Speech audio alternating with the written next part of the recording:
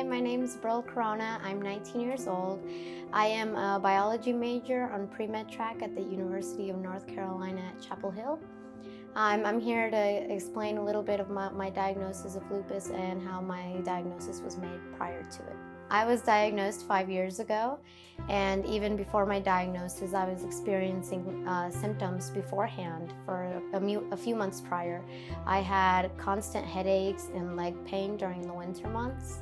And then it wasn't until April of 2016 where I noticed my hair was falling out in chunks and that I was getting really fatigued. It became kind of impossible for me to carry my book bag because it was just so tiring, and I had back pain.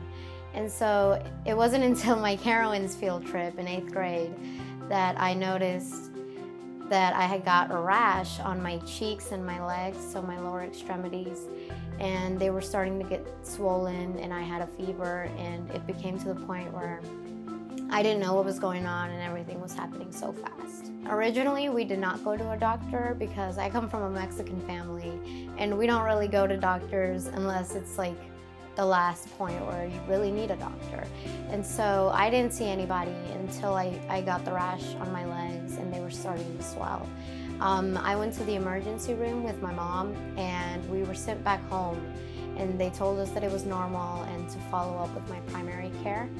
So on Monday, by the time I went to see my primary care, I could no longer walk because my legs were so swollen and I had blisters on the top of my legs. So my dad had to actually carry me to the office.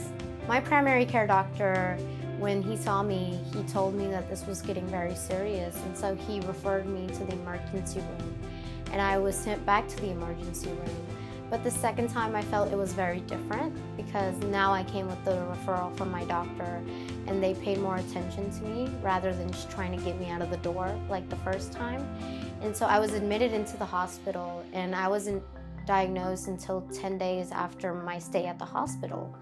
So I saw 4 to 5 doctors before my diagnosis. At first, they didn't know what was going on. So I saw everybody. I saw people from GI, from dermatology, from infectious diseases, everybody, until I was able to see a rheumatologist. I think my primary care doctor could have done a few things differently to come about my diagnosis.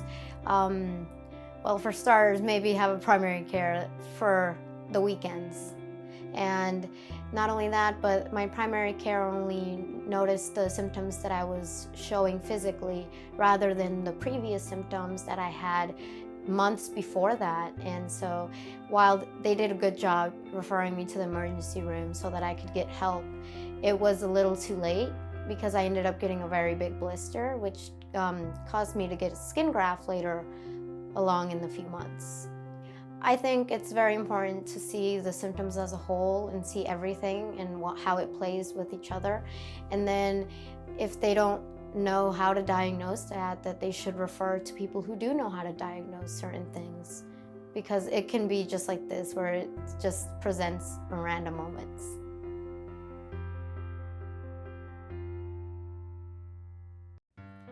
Thank you for your valuable answers. I am hopeful that our conversation empowers healthcare providers to realize their importance. And really, you are the first folks that a family turns to for their child's care. It is important for providers to be aware of and alerted to the variety of symptoms that can occur in an autoimmune rheumatic disease. I understand as a pediatric rheumatologist that not all the signs and symptoms will occur at the same time. That is why the pediatric rheumatology team at Levine Children's Specialty Center has developed tools to make the recognition and referral easier so that your patient will be seen in a timely manner and receive the best possible care. We have developed a tool that in Cerner is an auto text and an Epic is embedded in the pediatric rheumatology referral order. This can be inserted into the review of systems part of the note, which will help the provider ask the most pertinent questions and send the appropriate labs. I am hopeful that care providers will do this so that other children like Abriel, who may experience similar symptoms, will not have to endure the hardships that she had to. Ultimately, this may avoid multiple ER and urgent care trips, and more importantly, physical and emotional pain.